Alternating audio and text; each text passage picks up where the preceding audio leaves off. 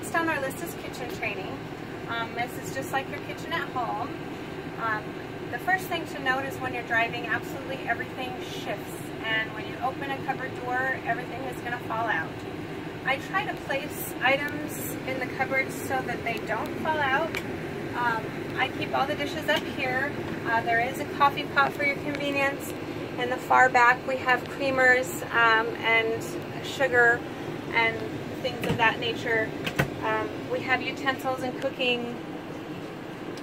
There's pots and pans and cleaning supplies down underneath, as well as more pots and pans and dishes down underneath here as well. Now, in this microwave, it has the glass dish. I tend to put a rag underneath the glass dish so it's not as noisy, because it really is quite noisy in the RV when you drive.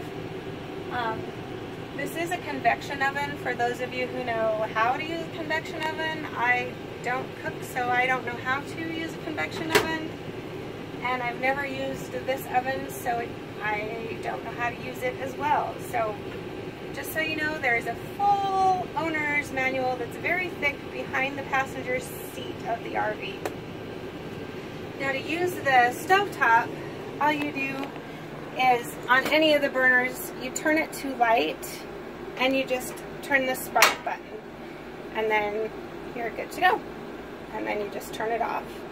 If you find that it's not working, or if you find that you're not getting hot water, if you find that you have your fridge, and we'll go over that in a second, if you find that you have your fridge on gas or auto and you're not plugged in and your fridge is not getting cold, check the propane and see that it's on, and I'll show you where to do that in a second, because sometimes there has been instances where propane is left in the lines, and I think I go to do this and I show somebody how to do it. There's a little bit of propane left in the lines, and I think that I've turned the propane on, and people have gone down the road and they say it's not working, and the propane is actually not on. But it's an easy way to turn on, and we'll show you how to do that. So, kitchen, I do want to point out this little guy right here. The way to fold this down is to lift it. There's little hinges that you push in so it can go down, okay? And to go up, you push on the hinges to lock it up.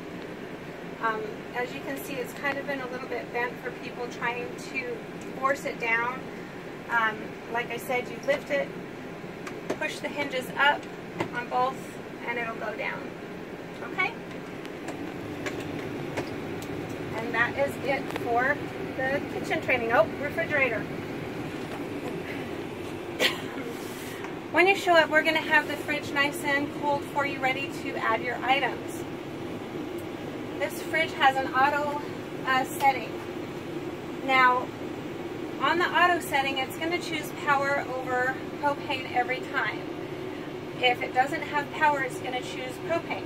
So I would always just leave it to auto unless you know for sure you're going to be boondocking and you just want to go full on propane. I would never go all the way to the coldest. It's just runs the risk of everything freezing up, just like an air conditioning unit. I wouldn't always run it all the way to the coldest. It just runs that risk of all of your little tubings to freeze up. One thing to note, if you are parked at an angle, any kind of hills, you're not going to get your refrigerator cold. So you want to be at a flat surface in order for your fridge and freezer to be running properly. There are locks on this refrigerator door to keep either your kids out when you're on the road, or just to keep them from flying open. That hasn't happened.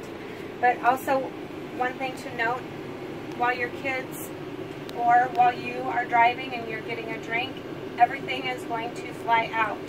I do have some handy dandy little guys here. They're little tension rods that you twist that can be moved and placed wherever. So if you know we're not going to access stuff here, It's going to prevent things from flying out here, and then you just have access to certain specific things, and that will help in keeping your things secure. You can choose to use them or not. It's just a convenience for you. Okay? There are some,